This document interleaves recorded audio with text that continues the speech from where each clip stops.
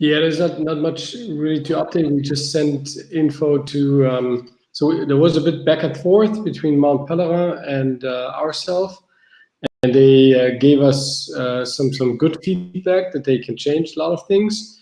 And I missed to send a document that Griff already prepared and just send it to them now. So it's probably will take two days for them to get this accomplished. And one major thing I want to have changed in the process is that I want the amount to be asked before you go into the process, so that you say, I want to spend 10,000, I want to spend 100,000, whatever US dollar, because that is easier, or you can actually. So what I did was I looked at the process, and if we send people the address for the easiest token sale, which is sort of below 5,000, then they could still enter 100,000 if they are being asked. And then, so the outcome could be two things. First, they could actually be whitelisted for 100,000 with a very low KYC, which wouldn't be good. And the other thing is that they probably receive an email saying your KYC didn't go through because there's no match between the level and your amount. So, but either is not good. So it's just a waste of time for all parties. So if we ask the amount, and from that point on, it directs you to the proper KYC, that's much easier. So the other piece is with the multiplier. With the multiplier, won't they also need a higher KYC amount? Yes. So, but that's really difficult to include then at that point. It's yeah. I don't know how to do that right now, because the multiplier is changes, right? It changes after a certain time frame. Yeah, based off of how much they actually donate. So, well, I mean, maybe we frame the question like, what's the most that you could see yourself donating to the Token Engineering Commons, or like sending to the Token Engineering Commons? Yeah, because it's not really. We don't need it. That's what we need to KYC them for. In the end, we don't need to KYC them for donating to us. We need to KYC. No. That's true. What's the max that you're going to donate to? We can change that in the Google Doc.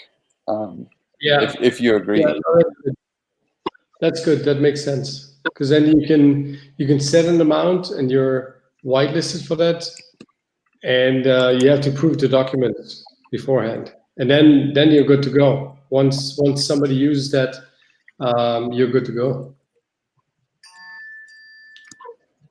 Okay, so I'll update that in that Google Doc.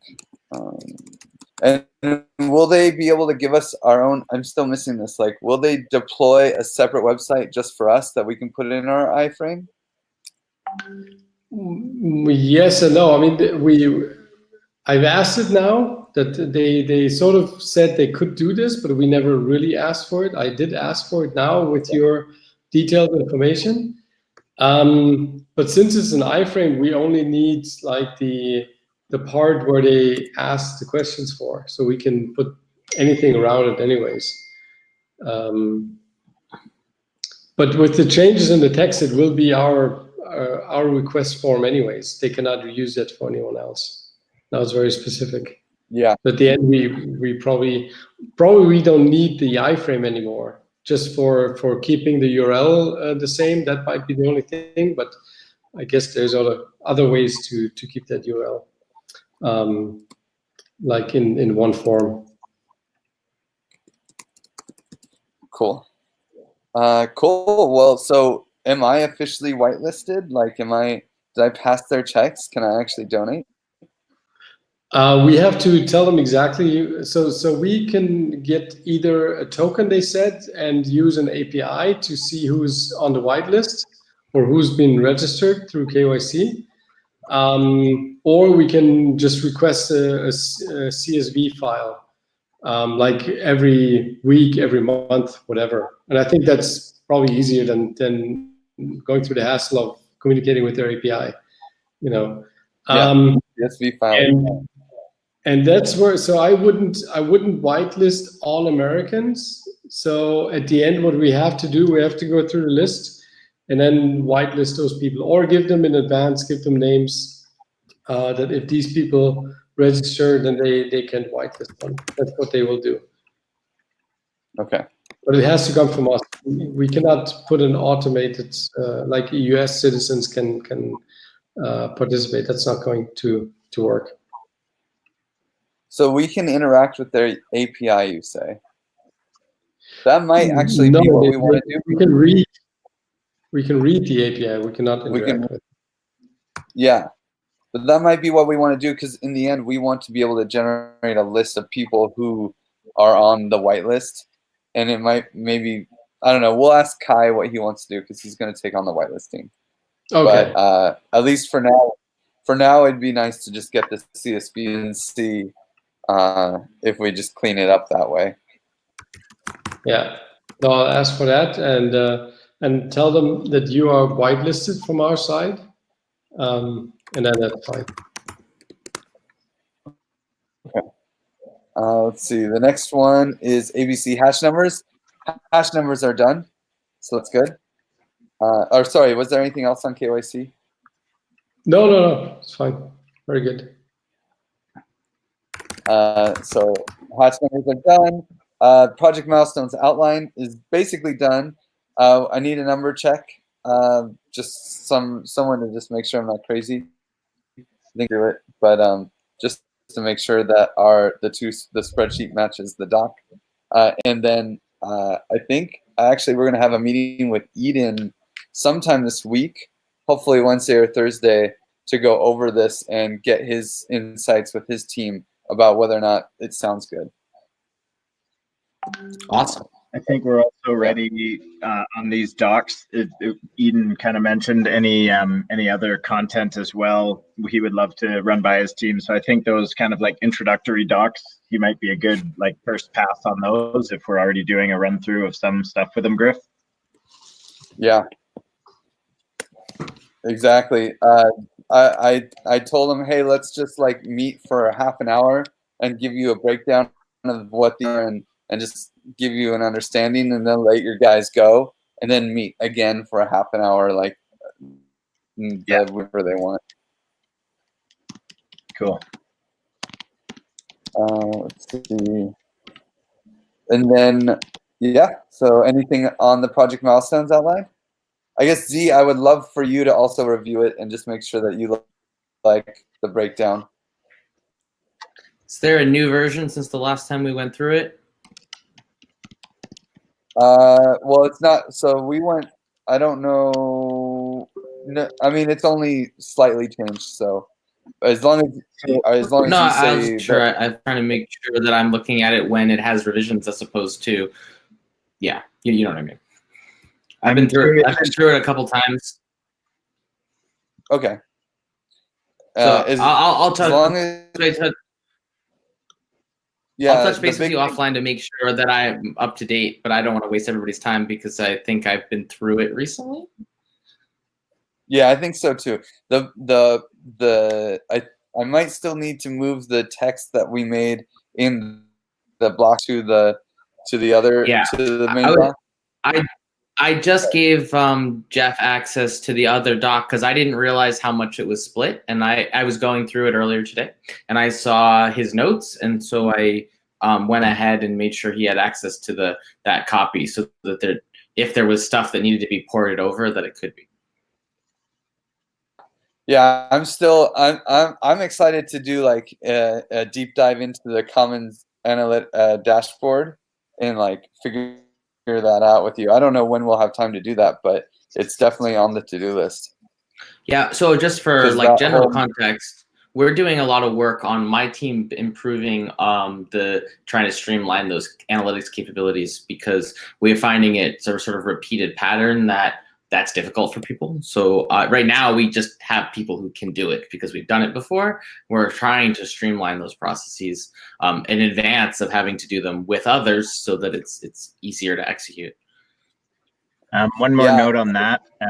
Rodrigo from The Graph has reached out to me a couple of times saying they're really excited about the Commons Stack, and they think they would be suited to help build that Commons Analytics dashboard. I don't know if that fits into a plan, or if that's on the user interface side, or how we were planning on going about that, but they want to talk about it. I'm more than happy to include people and other contractors, and like if those things are budgeted and not necessarily like basically take some of that budget, do the design and architecture to make sure that it syncs in with the overall system, the actual analytics KPI design in terms of the health, and basically pushing forward like, hey, who else can participate in the execution? I'm unlikely to want to do that with the actual.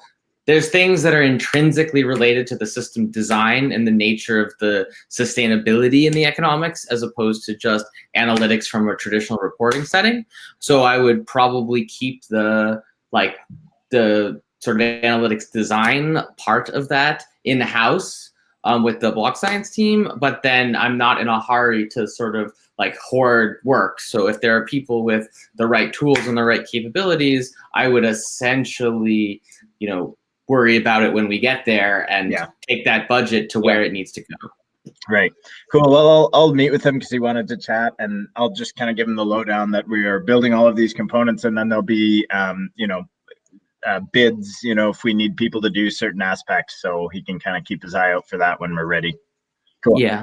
It's far down the roadmap, Yeah. so it's going to depend on a lot of things. So it's going to be hard to make commitments. It's For just sure. going to be, we're going to figure out how to get this done, and we have in-house all the capabilities for design of those KPIs, analytics, etc. But we are not hoarding the work. Basically, we're bidding stuff. Yeah.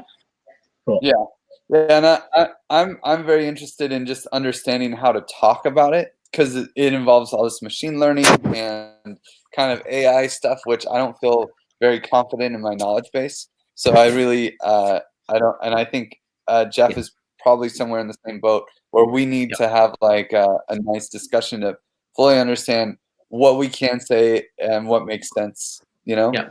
And for that, I'm probably going to pull in some team members, because part of the reason that we're doing this is because we have data science and data engineering experience. Like we've built systems in other contexts that do the traditional machine learning and operational analytics workflows. And so the first bucket that shows up there is apply current best practices. And the second bucket, which I think is the fifth or sixth commons, is actually to apply a new set of methodologies around system identification that aren't really new in the sense that they're applied in robotics, but they're actually not generally applied in business analytics, which is why it's broken out into two. The first one is really current best practices in data science, and the second one is an evolved best practice based on these holistic systems.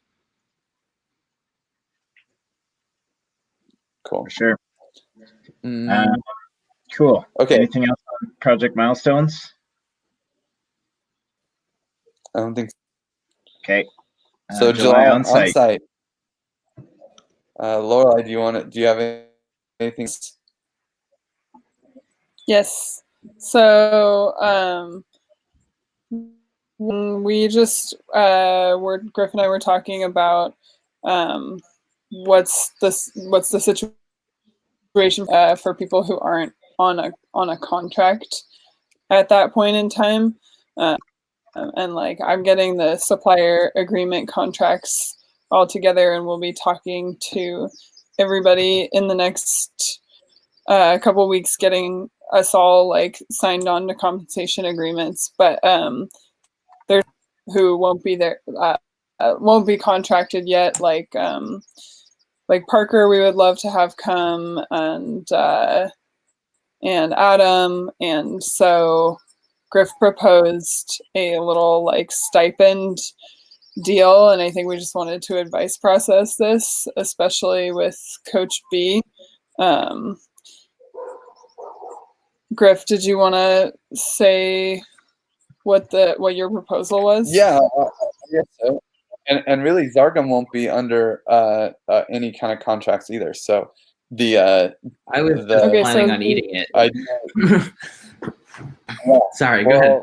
We would definitely want to pay for everyone's flight and travel expenses, and then like $100 a day. This is assuming that we actually have raised money, though, of course. But this is kind of the for anyone who's not a paid salary person, like basically on the core team, which is everybody else besides Zargum, Parker, and Adam. We would just pay you like $100 a day for being there, and then also the flights and accommodation if necessary. But yeah, that would be the plan. And then, but I want to talk to Coach B about it, or at least like see if that makes sense. Is it just a payment, or do we cover costs for them? It would be a payment and so payment of $100 a day, so $400 each person, and then for coming out there, and then we'd pay for flight and housing. Well, we give it house, so housing will be cheap. Yeah, at the end, it's we just need some sort of a paper a sort of invoice from everyone on the $400. It would be easier if we just pay the flights and the meals, something like that, because then we have invoices and no additional money would be spent. Just from so get rid of the $100. Yeah, so we just pay meals, something like that. I don't know what's planned, so We'll definitely be covering meals. oh, okay. So you want to give a compensation of $100 each per day? $100, $400 basically. Because they have to give up whatever work they would be doing at home, which I'm sure costs money, or like opportunity costs. So yeah. Let me think about it. I'll be at the bookkeeper tomorrow, anyways. I can ask that question. It might be that we just have a handwritten thing at the end, like expenses. I don't know. I don't know yet. How many people would this be? 3. 3 people. Okay. Yeah, and for my part, I mean, it'll help if we have an agenda. I'm not 100% sure that I'll be able to go 100%. It depends on the time. I might have to bop out for things, and I feel a little bad being like, here, pay me for my time if that's going to be a thing at all. Just like I wasn't expecting anything, actually. I just, we've all been sinking lots of resources into this. It seems like my instinctual response, and I know it's going to be different for people in different situations, is that like the net sunk is so large compared to this that it seems like its benefit for me is small, and that its imposition on the common stack is large compared to the benefit it confers me, if that makes sense. Yeah, but that might be just true for me because I'm basically operating at corporate scale. It's small, but like the benefits to an individual are going to be much higher leverage. Yeah, and Parker and Adam also just don't have as much benefits as for participating either. So it's kind of this, give and take. So we'll just now, we'll just take it out of it. They're only going to be just don't worry about me. Yeah, that's all I'm really saying. It's like, don't worry about me. It's one less thing to worry about. I already basically budgeted to be there. Both the upside and the downsides are just more deferred, and it's just a different equation. Okay, sounds good. But either way, I think we're booked on the 22nd to 26th, right? This is happening. People should be buying flights, and we should be making this happen. Yeah, for sure. And I wanted to clarify, since we have you here, Sponnet, were you saying that you would be a couple days late?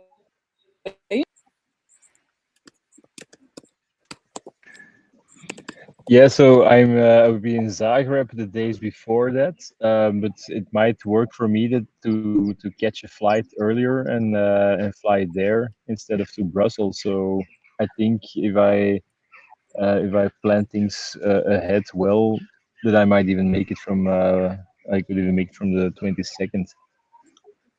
But that's not 100% confirmed yet. But I'm gonna do my best to try to pull that off.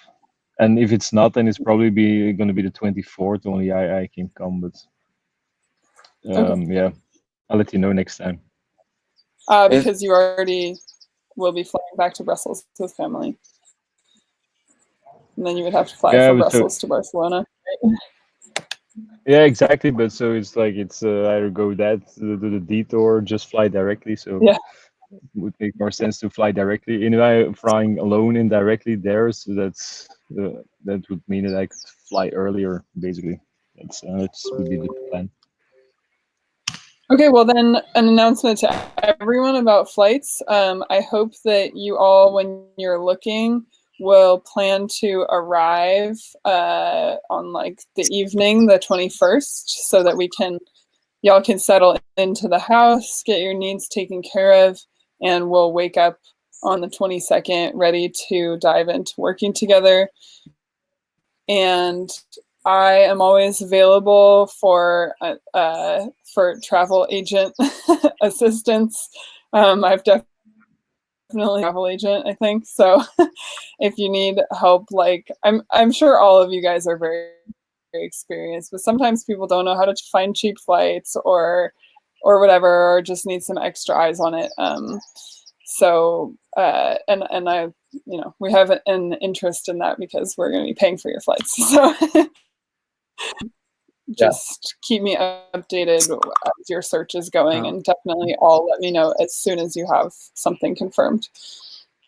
I have a question, actually. Yazzie? Are you guys going to be around the week before? Because right now my hard schedule got me in Munich until the whole weekend before, and I'm trying to decide what to do with that week. And I'm not opposed to sort of working out of Barcelona if people are going to be around. Just even if it's just like collaboration in the evenings or whatever. I haven't decided what to do with that week, and I'm like thinking that I might just try to get to Barcelona if people are going to be around. So Griff and I we'll be have there. A wedding to go to. So we'll be there on the 14th to the 19th, and then we'll be gone for 2 or 3 days, coming back on the 21st. Okay. So there's just that weekend right before. Okay, I mean, I can follow up with you offline. It's just a question of whether that's the right thing. I'm going to, one way or another, I might go to Vienna. I have a place to stay there. I have a couple places where I can go and just work. But it seems like it might be a productive place to be. So if that makes sense, I might do it. Is that the 19th weekend, 2021, Z? My commitments end the weekend before that. I have to pick what to do with the week that that leads into that weekend. So basically the week before our on-site is a free week. It's free-ish. I'm going to have a lot of work to do, but I haven't decided where to be. And so if there's a benefit to me being in Barcelona, I'm considering it. Well, I'll keep that be there on my schedule too. Yeah. Cool. So I'll follow up offline. I'm going to be doing my travel planning with Sarah, like probably tomorrow, maybe Thursday. And who doesn't want to sleep at the Giveth house? Like, would you be interested in sleeping at the Giveth house, Z? Yeah, I am. My biggest constraint is that I'm like somewhat bathroom hoggy because I have autoimmune diseases that make me kind of bathroom hoggy. Cool. Yeah, it's worth noting that there is basically like 1.5 bathrooms, and there aren't really private bedrooms. Yeah, I mean, I can live with like group housing. I'm just pointing like it's more of a like not totally under my control bathroom hogginess. Sorry. I think that's okay. I mean, in an emergency, we technically have 3 toilets in the house. So. Okay, that technically sounds a little scary, but okay. Yeah, it's a little scary. One of them's a bucket. Yeah, I mean, look, I'll make do. Like, I'm not like gonna be like, oh my god, how dare you? No, Arno has. More like the return flights. Is that the 26th then? Any time, or is there like a full working day and then at the evening or night at 26th? So I think we should plan to have some like solid working hours together on the 26th if possible. But as far as like, I think from like once it's the night of the 26th, it's like things are a lot more casual. And I have this family visiting myself. I'll probably be checking out a little bit and trying to like host them like come night of the 26th. But yeah, I also like there's value in already being in the place. So whether it's arriving early or staying late, if people want to do that, like definitely not not going to stop that. I know I myself will be a little checked out. Yeah, Yeah, the main thing I'm not sure. is the 23rd, 24th, and 25th are going to be like real focused work, and we like make a lot of things happen together and have a full agenda. The 22nd, we'll kind of ramp into it.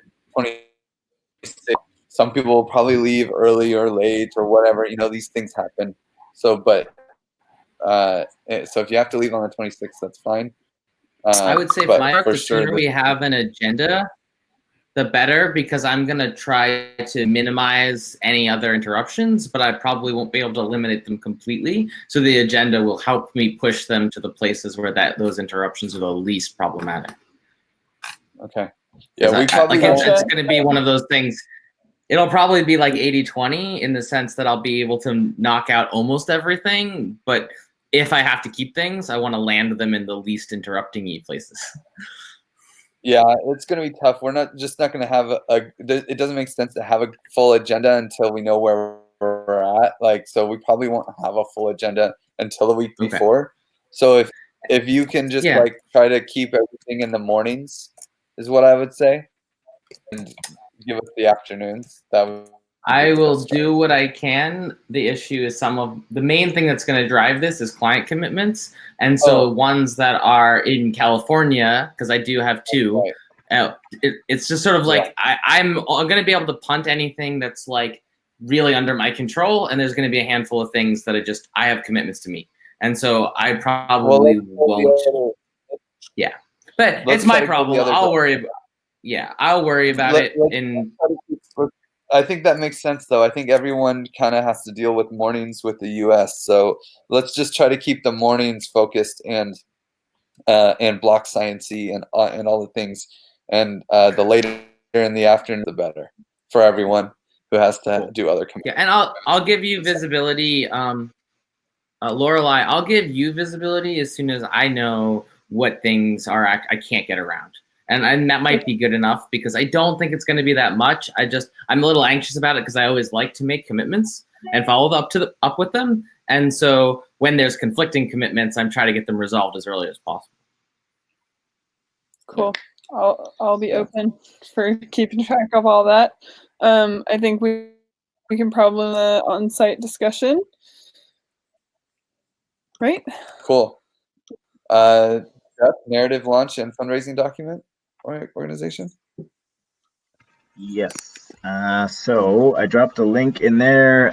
We don't have to go through it right now, but that is basically the member summary that will have all our external facing documents. So all of them are broken out by link, topic by topic. That's something I'd like to go through with anyone who wants to read it with a critical eye. Some of the information, in my opinion, is a bit redundant.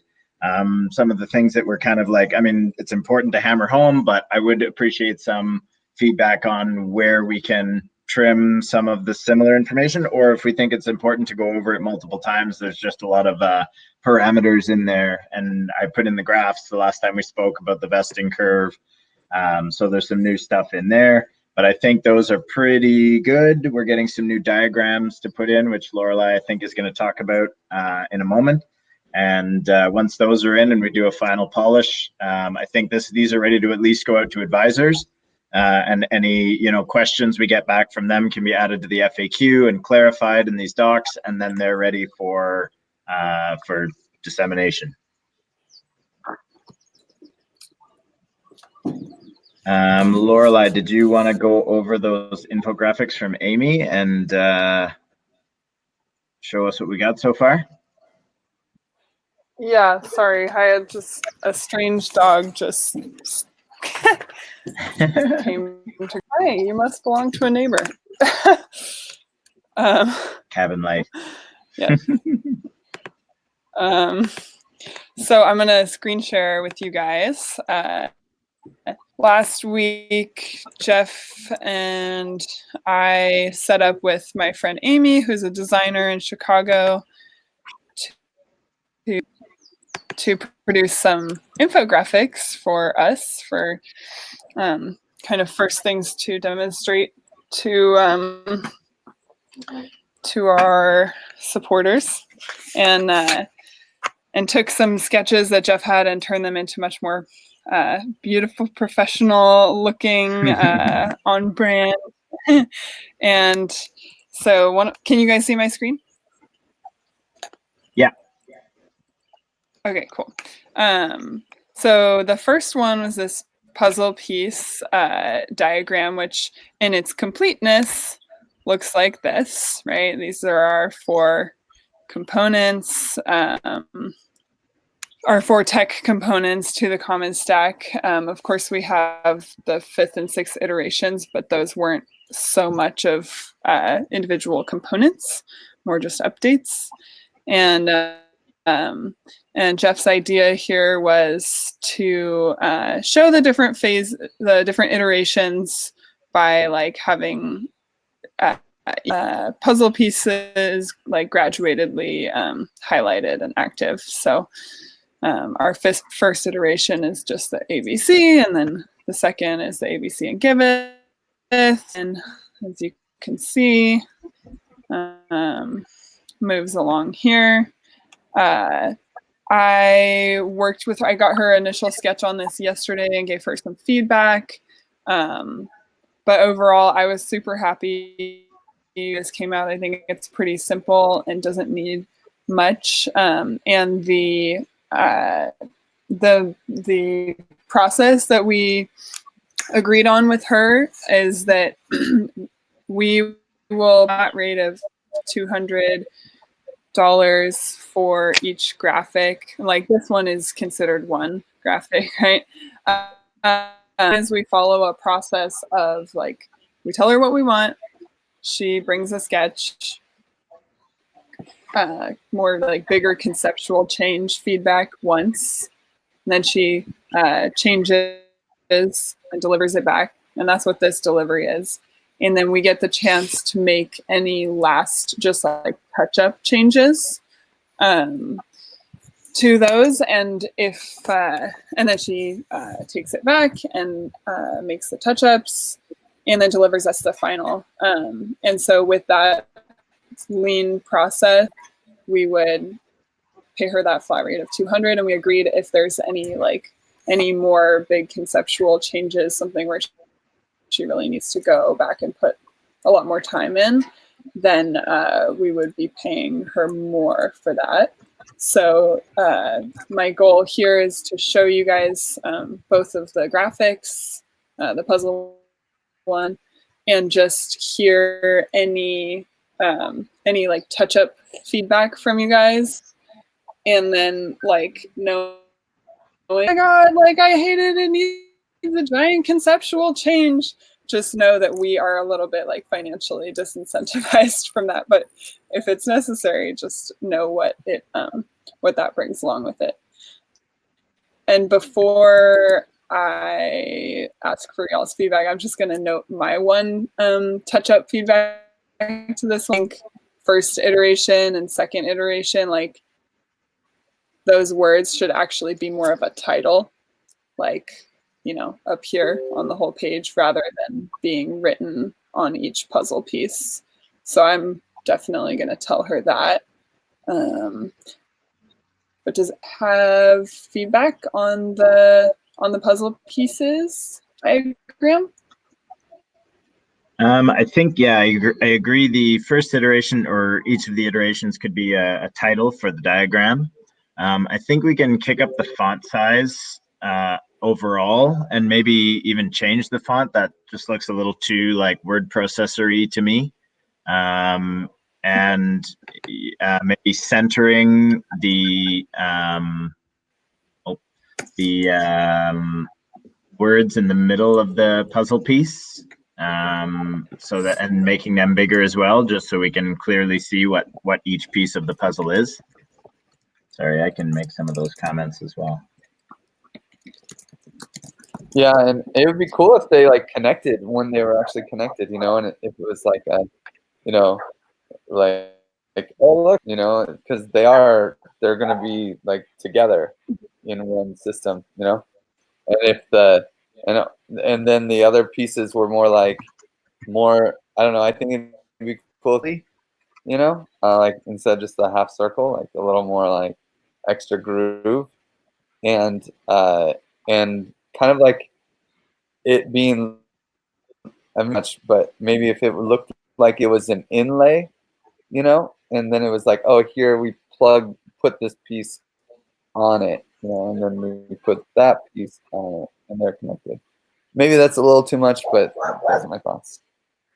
And and then for the 5th and 6th iteration, I mean, I know we were talking about Lorelei of having like, you know, the 6th one is mobile first, so maybe just taking this and putting it on a phone, and then the 6th one is like easy to deploy. And so we kind of talked about like an old lady holding it, right, and saying, "Oh, I can do it," you know, or something like that. Like, is there a? Well, I think those Griff comments would definitely qualify as like big, expensive changes. Yeah, that's fair. I also agree that with the puzzle part, I just having it rounded like that doesn't make it look like a puzzle to me. Like if the 4 pieces were together, they would still have kind of like grooves out of them. So maybe, yeah, some tweaking on the puzzle pieces. What does everybody Just think make about them the look more colors? I puzzly? see. Yeah, just so like when they connect, it would be one piece rather than having the kind of like rounded pieces missing.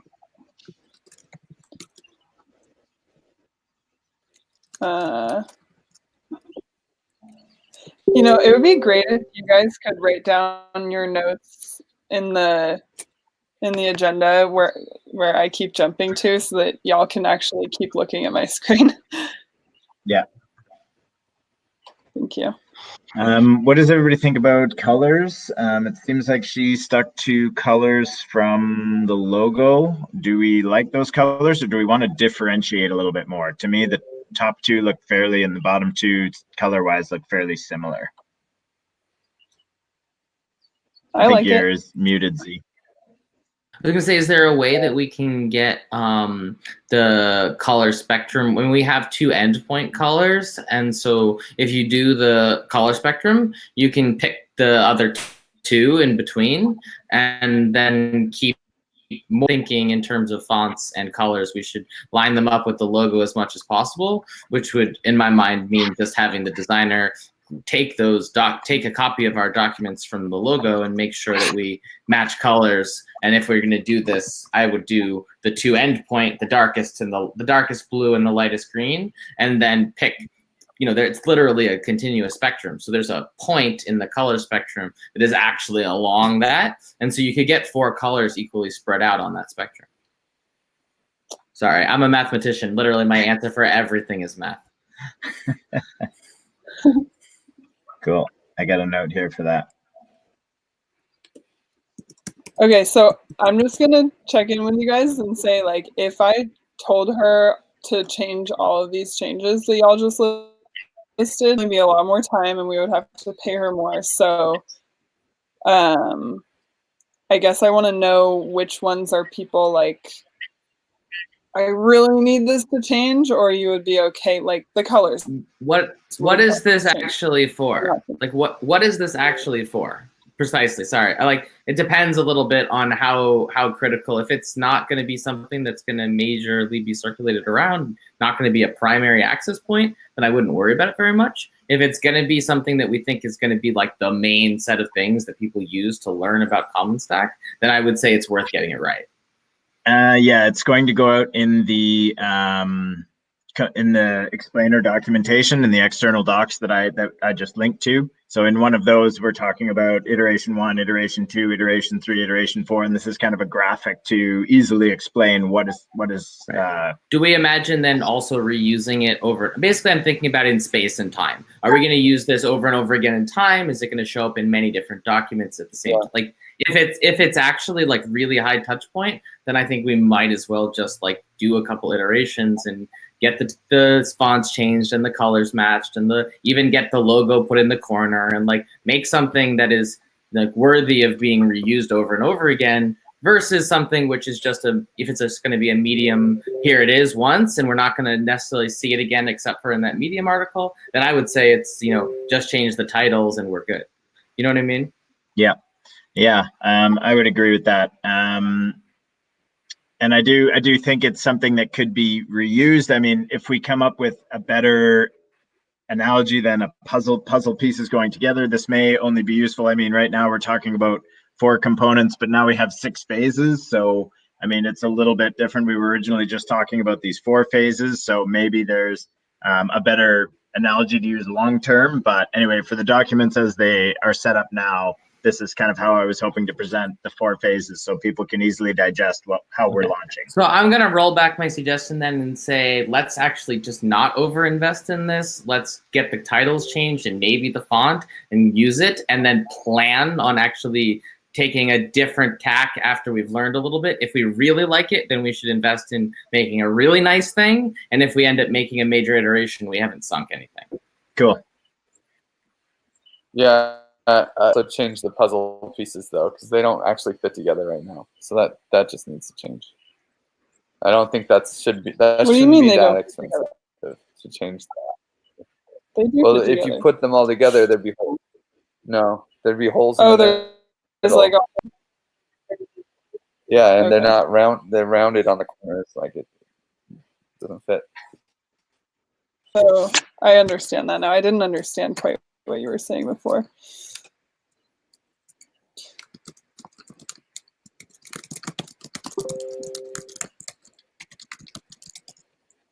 And we can also just give her the video link to this timestamp. Right.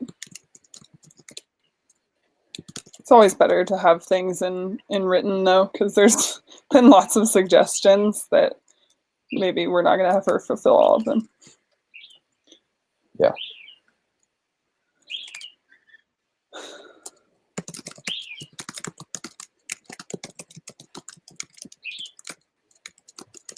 Okay, great. So can I show you guys the next diagram? Yeah, sure. Yeah. Cool. So this came from the 6 buckets, the like 6 iteration buckets sketch, not the faucet one, obviously. That was only 5, but yeah. And the multiplier numbers need to change. And I think I might have written down another. Yeah, I think that was the only like note that I already had for sure about this one. Yeah. First thought, should we put these like, it looks like she's kind of going with like I was trying to just present it in a way that we are demonstrating like the more we raise, the more iterations we can complete. So I see she kind of went with this like almost like a fundraising like thermometer even, like I've seen that, before, just to display how far we are along that.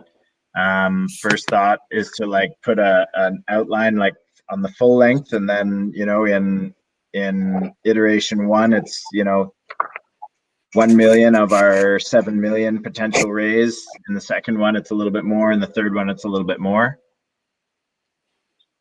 Does this, I don't know, does this convey, I guess we should ask people who haven't looked at this before, is this just confusing in terms of what we're trying to get across with this with this diagram? I'm not really. I hadn't seen this before. I'm not seeing this as particularly clear. With a visual for numbers like this, the key is that you should get the sense of what's going on without even reading it. And I'm finding myself reading it just to even have any idea what's going on. Yeah. So I think that the inspiration for the sketch that I drew came from, I think when we were first talking about our arrays, and we were talking, I think Z might have even mentioned like having or maybe it was someone else, having like a sort of a bucket that fills up for each phase. And when our funding for that bucket fills up, we can start funding the next phase. When that fills up, we start funding the next phase and so on. So I was just kind of drawing that out to show people that as we raise funds, we will be planning to initiate more and more phases. That was the purpose behind this diagram in the first place anyway. And then I realized that the multipliers tied in directly with the iterations. So I thought it was a nice way to convey all that information in one graph, but I'm not sure that this is capturing that in an easy to understand way. Yeah, I think if we just got rid of multiplier and iterations. Sorry about that. You need to- So if we just got rid of iterations and the multiplier, and I think the thing would make so much more sense.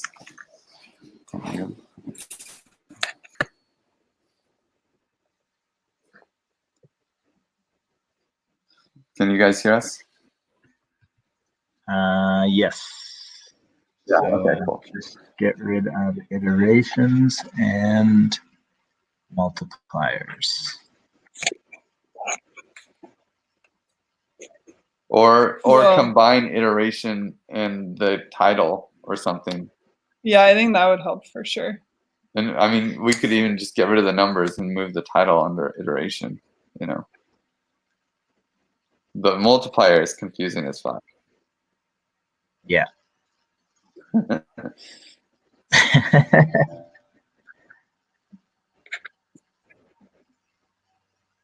So, okay, so moving iterations in the same line with, but I mean, yeah, I'm curious what the point of this diagram was. Like, Jeff, what you were, because multiplier was definitely like a solid feature in there.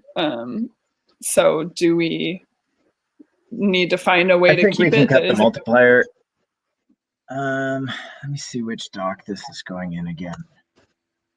The biggest challenge with the pouring is that it sort of implies that the money that we would raise would be going to the next one, whereas that money that we raise above what we need to say we can do this as extra buffer that we would use. Like if we own $2 million, none of it will be going towards conviction voting, you know?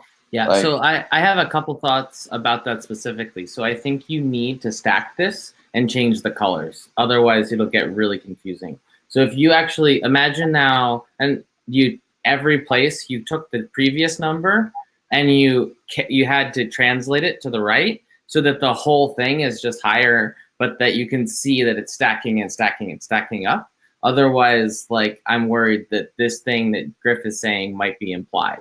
Like, we're talking about these things adding up, not just I would have to kind of I can't sort of resolve all of my concerns with this in this call, but as someone who's sort of visualized and even helped engineer data to give messages, I'm pretty far from happy with this, but I don't think it's the designer's fault. I think we probably just didn't give good requirements. Yeah. Like, No, it's not I see even what clear you're that we saying, know what we stacking wanted that, to yeah. get out of this. I'm still not 100% sure what our acceptance criteria should have been. So I certainly can't say, oh, they should have done a better job. But it's like pretty far away from what would pass for sort of communicating any information clearly. Yeah. So I don't know if is it worth going through? I'm not even sure this diagram is needed. I think we've been able to explain the multiplier clearly where it's relevant. We explain the iterations clearly where they're relevant, and we talk about the funding. I was just hoping to have some graphic to convey Like actually, I'm picturing what you're saying with stacking those amounts and having a different color added on to the bar each time. So it's, the first one is green, second one is green and blue, third one is green and blue and pink, and so on and so forth. So you're adding these kind of expectation that each phase is going to cost this much, and this is our total raise. The other way that you can do that is with something that's a pie chart with missing parts. So you make the last one as a completed pie chart. It's the whole pie chart colored in instead of a bar, or you can use the bar. It's a stack. If it's stacked, it's also just a linear pie chart. But what you're actually saying is that is small percentage, and then each time you're filling in the wedges essentially that haven't been filled in, and the last one is the whole thing, and it doesn't look so big because you've sort of, broken it up over time. Like you kind of want to convey the completing of the whole, and the stacking thing doesn't, what we have now doesn't necessarily do that. You can do it by graying out if you do a bar style pie chart, you can gray out the parts that aren't in that phase. There's a couple different ways to do it, but you want to get the sense of both I'm delivering you something and the sense of completing the whole over the thing, and that should be visible before you read anything about what the individual parts are. Like you want that sense of, oh yeah, both the delivery and the completeness is the message that you're conveying with the visual immediately, and then you kind of read into the details if you're interested. Yeah. Okay. So I'm going to put some notes in the doc here, Lorelei. I think we can lose the multiplier row. I think we can lose or put the numbers with so 1, augmented bonding curve, 2, give it depth, 3, conviction voting, and I'll suggest the stacking different colors for the funding needed row, and I'll suggest a rename for that as well. And I think that's good. I think we can move on from this, and I'll just add these notes if that works for everyone. So we have a few more things to cover and only 5 minutes left. One clarification, when you say stacking, do you mean trying to flip the axes of this so that the bars are horizontal? No. I think it can just be like green and then blue, and then green and then blue, and then purple, and then green and then blue, and then purple. Okay. Yeah, like just to show that it's kind of like different phases. But anyway, I'm not too particular about this. If the diagram doesn't work to convey, what we're looking to do, then it's an experiment. So I'll put those notes into the doc, and we can move on to legal if there's anything for that. I don't have anything on legal. Does anyone have anything on legal? Definitely. While I have Spun, I want to jump to fellowship, Binance fellowship, because the Binance guys said they weren't interested in helping us fundraise. They want to help us build something, and so maybe we could do BNB bounties for the CAD integration with the front end. What do you think, Spunnet? Yeah, sure. I think that would make sense if they they would fund it or what, or they would help build it. Is it the first or the latter? Okay. Yeah, that would be perfect. Yeah, the only thing I need to do is talk to or follow up with Jeff on the user stories. So once we have those in place, we can really create implementable and user stories where we can allocate the weight to, and then they can be funded. Sure. Okay. Okay. And is there sort of a deadline when they need to have that, or is it just open for them? Like once we have the user stories in place. They've been really hard to communicate with, but we needed to get something going by the first of the month. So it's, at least to have the game plan. We don't have to have it. We just have to have the game plan. So I think that it's more bureaucracy right now, and then on the first, hopefully we can start. Yeah.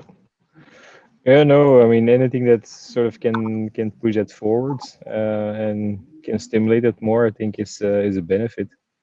Yeah. Yeah. Okay. Does anyone have? It looks like advisor meeting in Berlin. Jeff, did you have something on that? Yes, I just wanted to, I guess we're deciding between like the 19th, 20th, 21st. Z, which day are you speaking at Web3? They didn't tell me yet, so I don't know. Okay. I'm assuming though, if we're outside of the base hours of the event, it'll be fine one way or another. Okay, cool. So the 20th, there is DAOfest, which is an event put on by DAOstack. Pat reached out to me and said if there was someone from the Common Stack Giveth team who would be down. So I mean, I was looking at like 19, 20, or 21. I imagine the 19th is the first day. There's probably going to be people arriving. There's probably going to be a lot of hubbub. So maybe the 21st would be best. That's the end of Web3 and the beginning of DAppCon. I like that actually. I think that in the transition is probably going to be one of our best bets. Okay.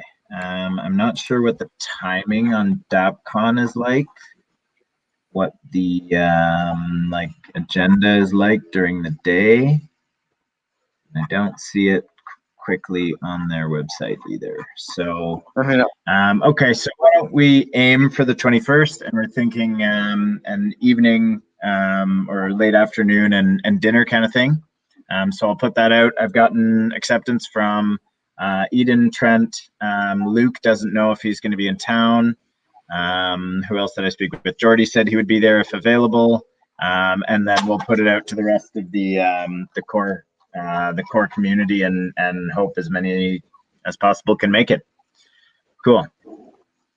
So we'll aim for the 21st. Cool. And Name-a-thon, we have a Name-a-thon guide. Did you have more on that? Nope, that's all good on my end. So we have a Name-a-thon document or glossary document, which is nice. So if there's names that you don't like or things that we need to discuss, definitely just throw it in that document, which hopefully we'll get a link in here in a second. And it is in other the updates? single source of truth doc as well. Yeah.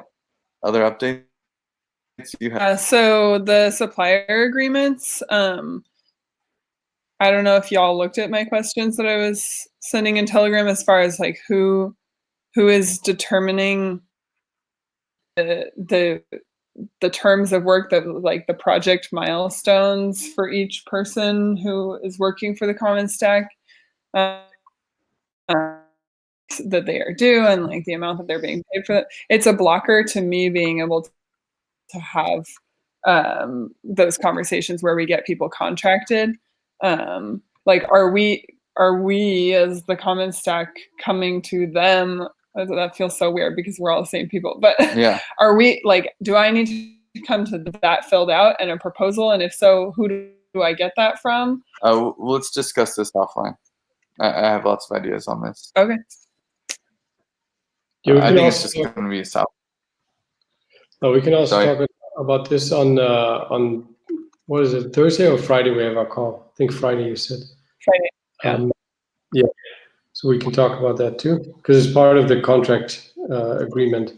So, but very simple. We need to know, why do we want to hire this person, or why do we need this? And then we need to fill in the topics that we need to have done. And then, but it's a bottom-up, top-down approach. So you have top-down as us saying, we need you for this and this and this. And then we can add things that this person feels, creates value in addition. We can put that in. But at the end, it has to be somehow measurable. That would be helpful. Cool. Did you have, Jeff, it looks like you had something on Common Stack presentations. Yep, I just want to put these in here. There's nothing huge for right now, but over the coming weeks, I'd like to revisit these topics. So I'm going to be doing a Common Stack presentation at TEG. So just want to make sure that I am prioritizing that slide deck. And also, we are going to do a CAD presentation on one of our system components, and potentially myself and Sponnet will be fielding questions on that. So, I mean, it's also not something we need to figure out right now, but just determining which component would make the most sense for that, and how we go about presenting that, just to keep these top of mind over the coming weeks. Does anybody have any thoughts on what component would be between, you know, our augmented bonding curve? We've got a lot of depth to go into there, or conviction voting. I guess we can see as things develop over the coming weeks what has the best storyline to go along with it. Doesn't this go hand in hand, Jeff, with the the further development of these user stories? Maybe once we have some of these user stories in place, we can probably start creating some visualizations on that, and maybe those can be used in the presentation. That would be my assumption. For sure. I caught up with Abby over the weekend. She is going to be prioritizing the Cyber Physical Commons article, and then she's going to start to dive into user stories and basically like laying out and defining user roles, which I think will be really important for that proof of concept, and start building that story narrative around that in the coming weeks. Yeah. No, that's fine. And now, given that that will be so that won't materialize until within like at least a few days. So would it make sense for me to already just start implementing what is already there with the REST API and just see later on how those things that you come up with fit into that? Because otherwise, I'm afraid that I'll just be waiting, and like it sometimes frustrates me that every time I come here, that, like I always have nothing to contribute anymore. So I really want to get my hands dirty on this. What kind of integration stuff? So I brought that up with Z, and he also mentioned, yeah, he didn't want you know, narrative to be a holdup on any of that integration. So I'm not sure exactly what kind of stuff can be started on with the integration of the front end with the SimCAD or the CAD model.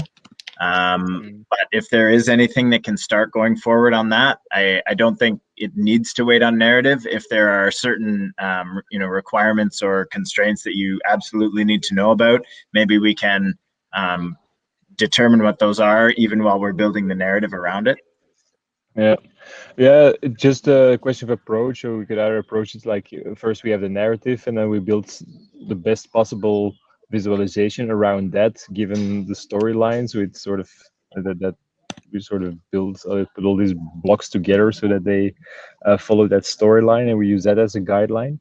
And I think it makes more sense right now, is that I just start creating some of these building blocks already, like this, like in the form of small Lego blocks we can reuse, and then see how we put them together later on when that narrative materializes for those specific examples we want to put out. So maybe I'll just continue on that pace, and then let's hope that sort of adequate timing sort of fits into whenever you guys have more information on that, and then we can plan to how to integrate those. For sure. Yeah, that sounds good. Let's do it like that. Yeah. Cool. Yeah, and we can talk. We can talk some user stories, because when he says user, that you mean narrative as much as you mean just like, I'm a voter and I want to assert, you know, I'm an investor and I want to buy, you know, tokens, you know, like that. Yeah, that's that like taxonomy, basically. Yeah, but I think for me, so the way I see it in my head is that we have like one track that is sort of built on top of like the REST API, some dynamic simulations that we can do with the CAD/CAD API that's there, which would support the narrative to explain to people, okay, this is how the dynamic would work, and this is an example, and sort of these are the different steps, so that you just tell a story with that. But it's not, it's interactive in that sense that you can sort of tweak the parameters and see what happens. But if you talk real user stories, then for me that would be more like if you would start the actual implementation. I don't know if we're already ready for that.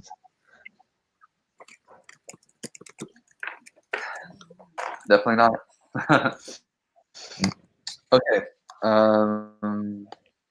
Well, Spana, if there's any blockers, feel free to reach out to me and I can BS something to put, because I would love to see. I would love it if we could somehow get this Binance 15K. You know, it would be nice. Yeah, so if I understood correctly, so it's the beginning of next month that you were talking about. So if we have it by the end of this month, and sort of with some estimates and all that, then you can take that further to the Binance guys and have them fund it. Is that the way it's gonna go? I think we don't even need to have it done this month, like have all that stuff. Just having that plan and having that say, hey, this is what we're going to do. We're going to define user stories. We're going to outline it in GitHub, and we're going to need to do bounties. And this POC will be funded by Binance, you know, like, and just say, you know, and then, you know, the people that work on it would get BNB tokens.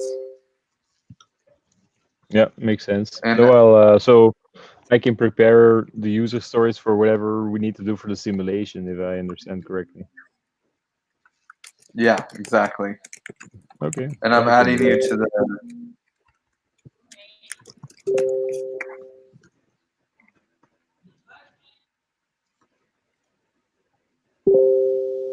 I added you to the Telegram group just now. Okay, perfect. Thanks.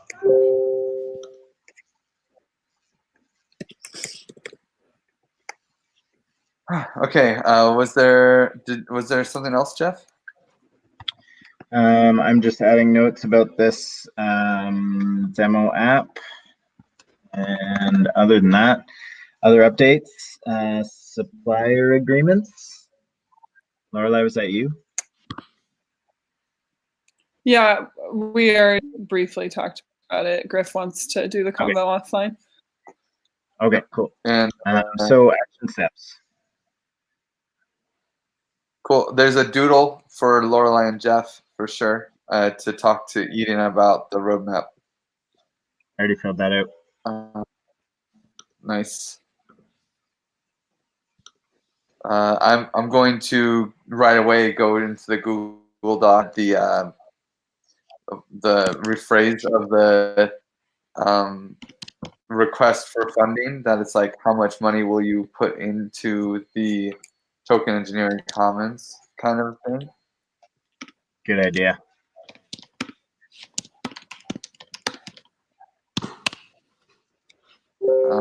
I also need to like integrate some block science stuff into the roadmap doc. Cool.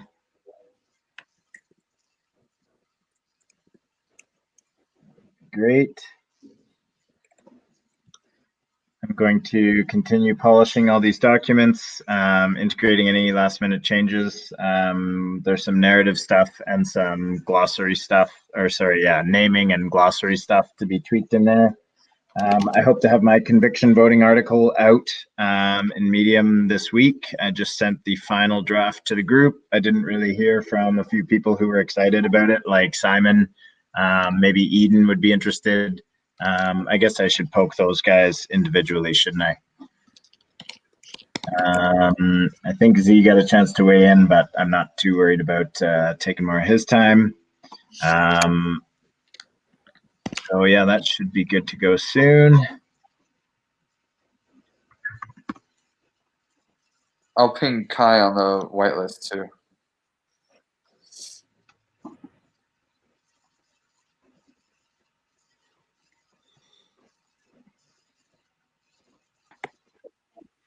Did you want to say your action items? Oh, sorry. I don't know. Did everyone else go already? Coach B's got one. It looks like finalize KYC. Yeah. Well, for me, I need to, I guess, get this info from you on how to start having supplier conversations. I've got a meeting with Coach B to also just like finalize those contracts. I will be bringing feedback to Amy on the designs and ushering those towards a final on Thursday. and although we might not make that since there's a lot of big changes people wanted. And